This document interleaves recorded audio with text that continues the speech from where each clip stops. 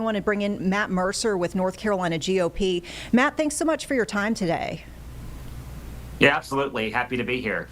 All right, so let's get down to it. And I guess the very latest that we've been hearing from Border Patrol is more than 130 people at this point have been arrested. These are folks who are believed to be in the country illegally.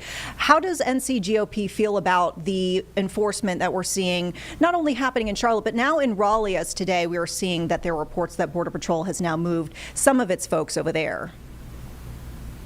Yeah, I think what you're seeing is they're addressing needs that were unmet previously, where you see that we had over 1,400 detainers across North Carolina that were not being honored, where you saw under Governor Roy Cooper, you saw over 500 individuals with detainers were released from North Carolina prisons. And so what you're seeing now is President Trump and his administration are following through on exactly what they said they would do, and that is securing the southern border and removing folks who are here illegally from our country.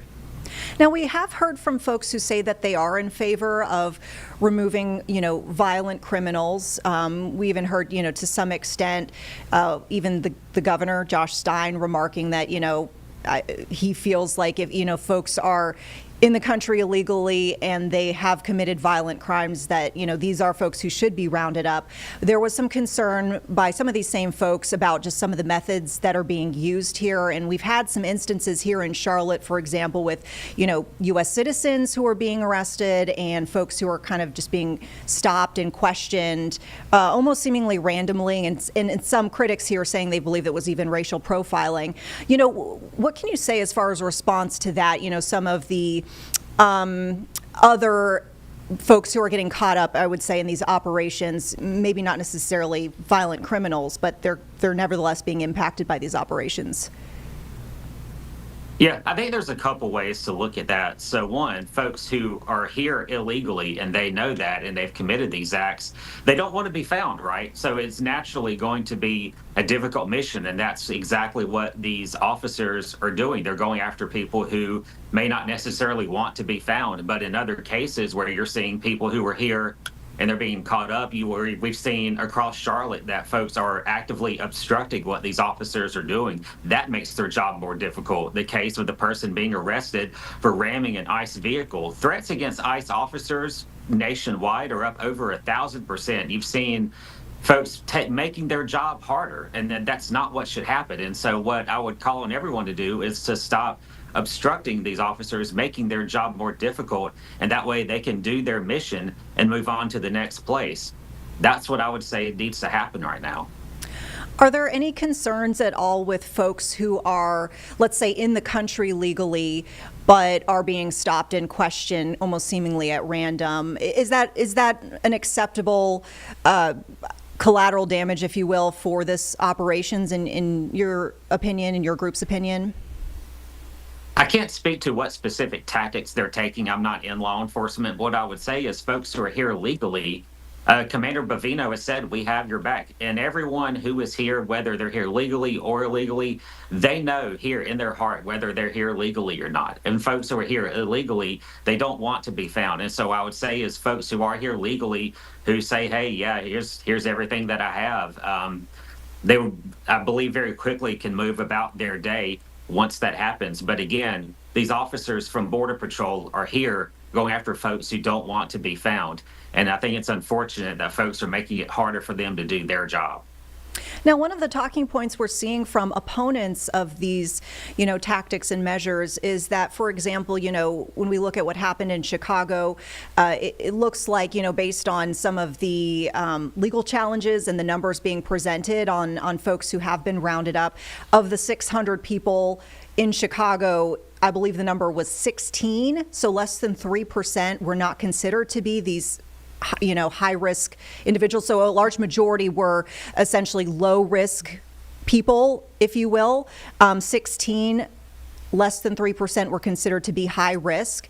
I think that is kind of a sticking point for other folks when they see those numbers. And so I'm just kind of curious to get your take. What would you share with those folks who feel like this isn't worth it to catch up a large segment, a majority of folks who aren't considered high risk, and just have less than 3% be, what we've heard characterized as the worst of the worst?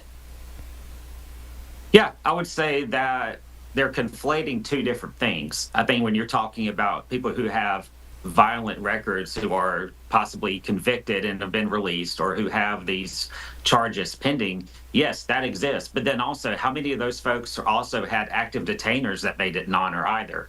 And so you're really looking at two separate issues that both are bad, that folks who should have reported and did not, that folks who may have evaded and may have not done anything to be charged criminally, but yes, they still may have evaded a detainer, or they didn't honor what they said they would do to report to an immigration court. And so I find that aspect has not really been talked about as much when you're saying, well, these folks didn't have a record. That may be true, but it also doesn't tell the whole story. Now, the other element that we're seeing is, calls from various people to, I guess, overhaul and improve the path to citizenship. There have been some complaints that, this is something that could have been tackled, and this is an element of why there are so many folks who might be in the country illegally, if you will, and that the process can take years and years and years, and the fact that it's not even guaranteed at that point that the person could become a citizen. What are your thoughts on switching up, making improvements, making changes to the system? What would you like to see if you were to make any changes to kind of make the system a better one in your eyes, if any changes at all? Yeah, you're really giving me a lot of power there to change the law. So what I would say, this is an issue that we've seen has gone on for for generations at this point, right? You're talking about a long-term issue that both parties have historically failed to make changes that I think most people agree on. But what I think President Trump has really brought to the Republican Party, and has really made the national conversation, is that we needed the security first. The second thing we need to do is figure out who's here legally and illegally, and those who are here illegally need to be removed. And then the third leg of that would be making changes to the system. And so I don't think we're there yet, but I think it's one that I think President Trump has said in the past he wants to be able to tackle. You see him talk about the H-1B process. We certainly have issues with farmers and what they're trying to do to get people to work for those temporary visas. And so I think there's a lot of room to make that progress. But I think it comes after we know who is here in our country, and those who don't belong here are removed.